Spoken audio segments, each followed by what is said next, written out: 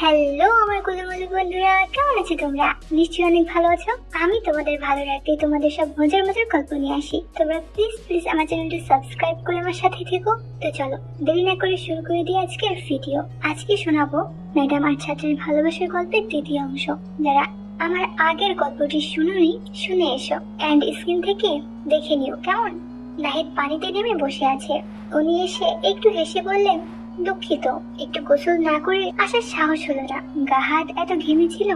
পানি ভালো লাগছে বলে উনি পা দুটো আগে পানিতে নামিয়ে তারপর একটা ছোট্ট লাফ দিয়ে নাহিদের পাশে চলে আসলেন। নাহিদ একটু সাহস করে বলল, আপনাকে ভালো লাগছে, আপনাকে ভালো দেখাচ্ছে। তারা যেখানে দাঁড়িয়ে ছিল সেখানে গলা পর্যন্ত পানি। উনি নাহিদের খুব কাছে এসে একটু দুষ্টুমি ভরা দৃষ্টিতে বললেন, একটা জিনিস সত্যি করে বলবে? আমি খুব বেশি মানুষকে এটা জিজ্ঞেস করতে পারি না, আমার ব্যাগটা কেমন? বলে একটু ঘুরে দাঁড়ালেন। নাহিদ তো একটু ভেবাচাকা খেয়ে এদিক ওদিক তাকালো। কেউ তাকিয়ে নেই তো, তাও একটু লজ্জা করছিল। আগে কোনো মেয়েকে তাকে দেখতে বলেনি। ওনার ব্যাগ দেখে নাহিদের মনে হচ্ছিল এখনই তাকে দিয়ে নিজের ইচ্ছা পূরণ করে ফেলে, কিন্তু পরীক্ষার পাশ করার বাসনা এখনো ছিল, তাই এই আচরণটা করলো না। নাহিদ কাচুমাচু করে বলল, একদম ঠিকঠাক আছে, টেনিস ভালো কাজ দিচ্ছে। উনি নাহিদের দিকে ঘুরে বললেন, তোমার বান্ধবী সরি বন্ধুর থেকে ভালো? নাহিদ হেসে বলল, আমার বন্ধুর বয়স যখন 18 ছিল তখন হয়তো ও আপনার ধারের কাছেও আসতে পারতো, এখন আর সে সুযোগ নেই। তারা এভাবে ঠাট্টা করে বেশ 1 ঘন্টা কাটিয়ে দিল। নাহিদ প্রথমে একটু ভয় ছিল যে তার শর্টের ভিতর দিয়ে যদি দেখে ফেলে। তেমন কিছু হলো না। উনি নাহিদের সাঁতারে কিছু ভুল ধরিয়ে দিতে গিয়ে বেশ কয়েকবার নাহিদের গায়ে হাত দিলেন। প্রতিবার নাহিদের একটু নড়ে উঠছিল। বের হওয়ার ঠিক আগেই ঘটলো দুর্ঘটনা। নাহিদ দেখে হঠাৎ নাটালিয়া পানিতে দাপাদাপি করছে। মনে পড়লো পায়ে ক্র্যাম্পের কথা।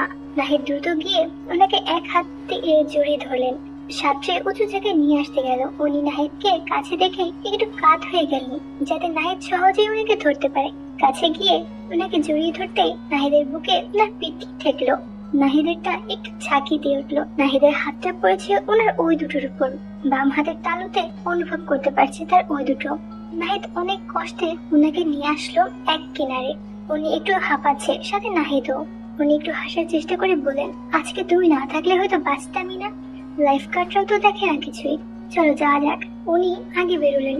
মাথাটা একটু পেছনে ঠেলে দেওয়াতে ভেজা চুল থেকে পানি ছুঁয়ে ছুঁয়ে পড়ছে পিঠের উপর। লম্বা ভেজা পা গুলো যেন শেষই হয় না। নাহিদ সাবধানে পানি থেকে বের হলো। দুজনে তোয়ালে জড়িয়ে বিদায়ের কাজ সেরে নিল।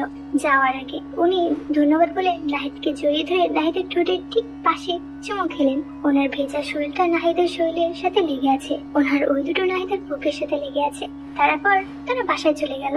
বাসায় এসে গোসল করতে গিয়ে কিছুতেই নাটালিয়ার দেহের ছবি মন থেকে সরাতে পারছিল না নাহিদ। একসময় নিজেই নিজেকে শান্ত করতে শুরু করলো নাহিদ। নাহিদ গোসল শেষ হয়ে করে ঘরে যেতে নিজেকে একটু ছোট মনে হলো। ভদ্র মহিলা আর যাই হোক তার টিচার রাজেশ, আর তার মধ্যে তফাৎটা কোথায়? পশ্চিম ভারত ও পাকিস্তানিরা সবসময় মেয়েদের অমর্যাদার সাথে দেখে, যেন মেয়েরা শুধু ছেলেদের ভোগের পণ্য। কোনো মেয়ে কি পরিচয় এসব তারা দেখে না। ছেলেদের চাহিদা পূরণ করা পর্যন্তই তাদের গুণ। আমি ওদের মতো একটা কাজ করে ফেলেছি ভাবতে নিজের প্রতি একটা ঘৃণা বোধ করলো নাহিদ। না, মাথা থেকে যে করে হোক এসব চিন্তা ছড়াতে হবে। এরপর বেশ কিছুদিন কেটে গেল। নাহিদ নাটালিয়াকে একটু এড়িয়ে চলল। নাহিদ যতই ভাবে মন থেকে মন্দ চিন্তা সরিয়ে ফেলবে, ততই মনে সেই ফুলের ঘটনাগুলো ভেসে ওঠে। নাহিদের পরীক্ষার ফল তেমন ভালো হলো না। ফলে না পেরে ফাইনাল পরীক্ষার 1 সপ্তাহ আগে ওনার অফিসে গেল নাহিদ। নাহিদকে দেখে চেয়ার থেকে লাফ দিয়ে উঠে দাঁড়িয়ে নাহিদকে বলে, আরে তোমাকে তো দেখিনি অনেকদিন, কেমন আছো? জি এই তো, ব্যস্ত ছিলাম, একটু সাহায্যের প্রয়োজন। হ্যাঁ হ্যাঁ বলো। নাহিদ প্রায় 1 ঘন্টা ধরে এটা সেটা অনেক কিছু জেনে নিল। বেশ অনেক কিছু বুঝতে পেরে ভালো লাগছিল নাহিদের। সিদ্ধান্ত নিল নাহিদ রোজ একবার করে যাবে, যাতে তার সমস্যা নিয়ে তাই করলো। ও এত যত্ন করে বোঝালো যে প্রায় সবই সহজ মনে হতে লাগলো নাহিদের কাছে। পরীক্ষার আগের দিন একটা মেল পেল নাহিদ। ওর একটু শরীর খারাপ, তাই অফিসে আসবে না। নাহিদের কোনো প্রশ্ন থাকলে সে ওর বাড়িতে যেতে পারে, ঠিকানা দিয়ে দিয়েছে। নাহিদের তেমন কোনো প্রশ্ন ছিল না, তাও শরীর খারাপ ভেবে নাহিদ কিছু খাবার, চকলেট আর ফুল নিয়ে ওর বাড়িতে গেল। মহিলা এতটা সহায়তা করলেন, একটু ধন্যবাদ তো প্রাপ্য। বাসা বেশি দূরে না। নাহিদ শার্ট আর জিন্স পরেছে, প্রথমবার বাসায় যাচ্ছে, একটু ভালোভাবে যাওয়া উচিত। দরজা খোলা ও নিজেই, চোখের নিচে হালকা কালো দাগ, মনে হলো অনেক কেঁদেছে। নাহিদ বুঝলো শরীর না, মনটাই আসলে খারাপ। নাহিদ কি সে ভুল করলো? নাহিদকে ভেতরে আসতে বললো। মুখের হাসিটা মলিন। বসার ঘরে নিয়ে একটা সোফায় বসতে বললো। কি প্রশ্ন দেখাও? নাহিদ বলল, আমার কোনো প্রশ্ন নেই, আপনার শরীর খারাপ তাই আমি লাঞ্চ নিয়ে এসেছি। এতক্ষণে নাহিদের দিকে ভালো করে তাকিয়ে হাতের ফুলগুলো দেখে একটু হাসলো, তারপর মুখে দুষ্টু হাসিটা ফিরিয়ে এনে বলল, আমি তো ঘাস খাওয়া ছেড়ে দিয়েছি। আমি চকলেটটা এগিয়ে দিয়ে বললাম, এটা আপনার, ফুলটা আসলে আমার খাবার। শব্দ করে হাসতে হাসতে দাঁড়িয়ে নাহিদকে জড়িয়ে ধরে বলল, একটু বসো, আমি আসছি। নাহিদের হাতের জিনিসপত্র নিয়ে ভেতরে চলে গেলেন। বসার ঘরে টেবিলের উপর নাহিদ দেখলো একটা খোলা চিঠি, তার এক বান্ধবী লেখা। এই বান্ধবী নাটালিয়াকে অনেক দিনের বয়ফ্রেন্ডের বিয়ে করেছে। সে ব্যাপারটা গোপন করতে চেয়েছিল, কিন্তু বান্ধবী বিবেকের তাড়নায় জানিয়েছে। মন খারাপ হওয়াটা স্বাভাবিক। ভালোবাসা আর বন্ধু একই সাথে হারিয়েছে নাটালিয়া।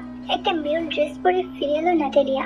মনে হলো একদম ভিন্ন মানুষ। ওর গা থেকে সুন্দর ঘ্রাণ আসছে, চোখের নিচের দাগগুলো দেখা যাচ্ছে না তেমন। মুখে হালকা মেকআপ, চুলটা পরিপাটি করে বাঁধা, ড্রেসটা এক কাত কাটা, বুকের কাছে কুচি দেওয়া, গায়ের সাথে লেগে আছে মনে হলো রেশম জাতীয় কিছু।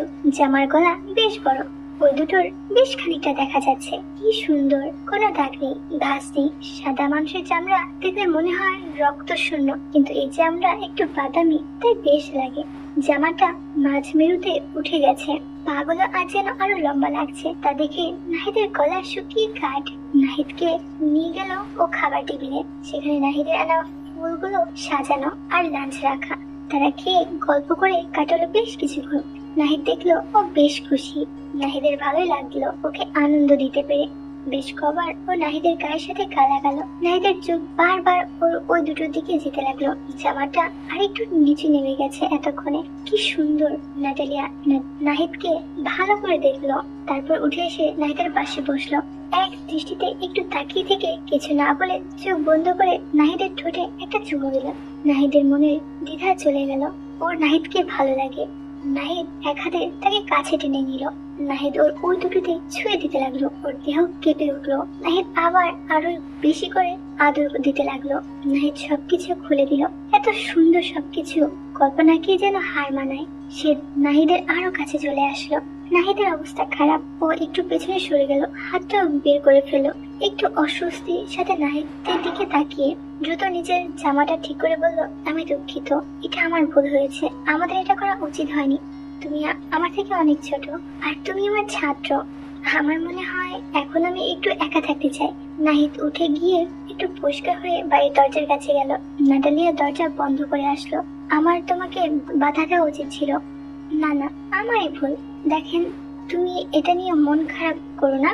নাহিদ বলল, আরে না, এটা হতেই পারে, আপনি একা ফিল করছিলেন, তাই আমি আর নিজেকে আটকে রাখতে পারলাম না। নাটালিয়া নাহিদকে আবারও তার কাছে টেনে নিয়ে আসলো।